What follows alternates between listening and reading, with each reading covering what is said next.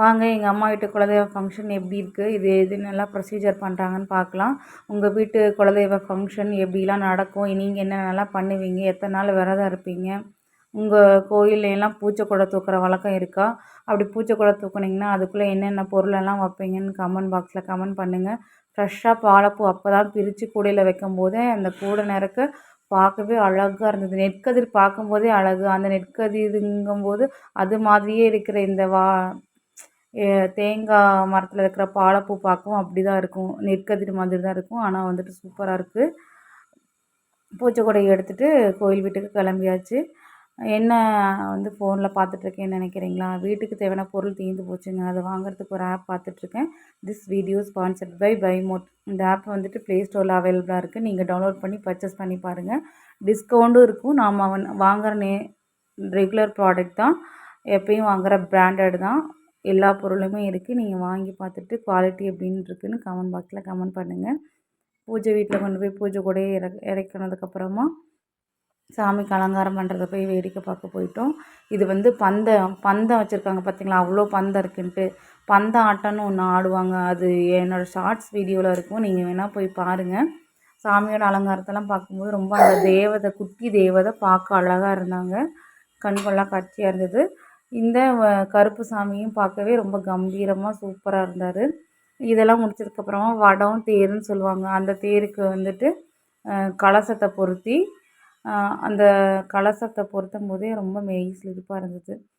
இந்த இதை பார்த்ததுக்கப்புறமா வடத்தை வந்துட்டு முன்னாடியும் பின்னாடியும் ஒரு 2-3 தடவை இழுத்துட்டு கொண்டு வந்து இறக்கி வச்சுருவாங்க. அதுக்கப்புறம் வந்துட்டு சாமி அலங்காரம் முடித்ததுக்கப்புறமா பூஜை கொடையை சுற்றி பூஜை பண்ணுவாங்க. அந்த பூஜை கொடையை சுற்றி பூஜை பண்ணும்போது எல்லா வீட்டுக்காரங்களும் வந்துட்டாங்களான்னு ஒரு கேள்வி கேட்டதுக்கப்புறம் வந்துட்டாங்கன்னா மட்டும்தான் ஸ்டார்ட் பண்ணுவாங்க. எத்தனை பேர்த்தோட பூஜை கொடை வரலையோ அது வரைக்கும் வெயிட் பண்ணிகிட்டே இருப்பாங்க. யார் லேட் பண்ணாலும் சரி, அவங்களால நமக்கும் சேர்ந்து லேட் ஆகும். ஒரு சிலர் வந்துட்டு சாமிக்காக பொறுத்திருந்தாங்க. ஒரு சிலர் வந்துட்டு கொஞ்சம் கடுப்பும் ஆகிட்டாங்க. ஏன்னா டைமுக்கு வரணுங்கிறது முக்கியம் இல்லைங்களா? அப்புறம் நம்ம பாரம்பரிய தார் தப்பட்டை அடிச்சுட்டு இருந்தாங்க. இந்த சவுண்டு வந்துட்டு ரொம்ப வருஷம் ஆச்சு காதில் கேட்டு. இப்போல்லாம் நிறையா ஃபங்க்ஷனுக்கு வந்துட்டு ட்ரம்ஸு, கேரளா வாத்தியம் வைக்கிறாங்க. அதுவும் அவங்க ஊரோட ட்ரெடிஷ்னல் தான். இருந்தாலும் நம்ம பாரம்பரியம் என்னன்னா தார தப்பட்டை தான். அது அடிக்கும்போதே நல்லா இருந்துச்சு கேட்கறதுக்கு. கையில் ஒரு சலங்கை மாதிரி சுற்றிட்டுருக்காங்க இல்லைங்களா, அந்த சவுண்டு ரொம்ப டிஃப்ரெண்ட்டாக இருந்தது. அதோட ஒரு பாட்டும் பாடினாங்க. அந்த பாட்டுமே ஒரு மாதிரி நல்லா இருந்துச்சு, டிஃப்ரெண்ட்டாக இருந்துச்சு.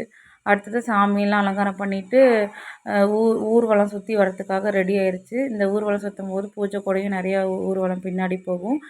இந்த கத்தி பார்த்திங்கன்னா சாமியோட கத்திங்க. இந்த சாமியோட கத்தி வந்து ரொம்ப வெயிட்டாக இருக்கும். ஒரு கையில் மட்டும் பிடிக்க முடியாது, 2 கையில் பிடிச்சா மட்டும்தான் பிடிக்க முடியும், அந்தளவுக்கு வெயிட்டு. இந்த மாதிரி விரதம் இருந்து சாமிக்காக ஆட்டம் ஆடணுன்ற நினைக்கிறவங்க வந்துட்டு சாமிக்கு இப்படி அந்த கத்தியை கொடுங்கன்னு வாங்கி ஆடுவாங்க. அந்த ஊர்க்காரங்க விரதம் இருக்கிறவங்க மட்டும்தான் இப்படி ஆடுவாங்க, யார் வேணாலும் ஆட மாட்டாங்க. இந்த ஆட்டமும் பாருங்களேன், நார்மலாக நம்ம பார்க்குற டான்ஸை விட இந்த டான்ஸ் வந்துட்டு ரொம்ப டிஃப்ரெண்ட்டாக இருக்கும். பார்க்கவே ஒரு மாதிரி என்னடா இப்படி ஆடுறாங்களே, நல்லா இருக்கே, இதுவும் நல்லா இருக்குமே அப்படின்ற மாதிரி இருக்கும். உண்மையாலுமே சூப்பராக ஆடினாங்க. ஒரு 2-3 பேர்த்துக்கு மேலே ஆடினாங்க. ஒவ்வொருத்தரும் அவங்க ஸ்டைலில் டிஃப்ரெண்ட்டாக ஆடினாங்க.